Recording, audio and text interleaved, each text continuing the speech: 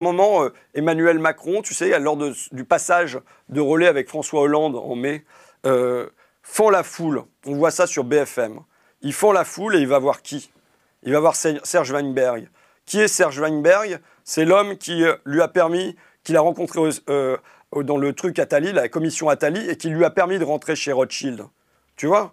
Et donc, putain, mais il est entouré par ça.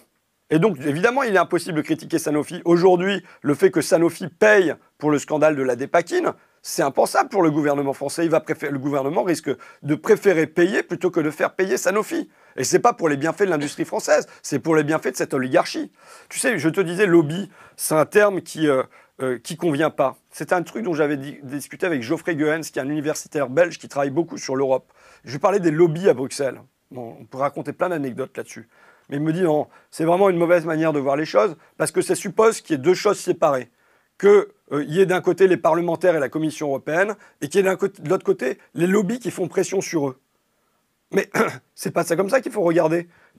C'est pas des lobbies. Les intérêts du grand capital, de l'oligarchie, ils sont représentés directement par la Commission européenne. Ce sont des marionnettes. Macron, je prétends même pas, c'est une erreur, je l'ai dit tout à l'heure, mais tu sais, c'est une facilité de langage de dire que les lobbies font pression sur Macron. Ils font même pas pression. Il en est pénétré.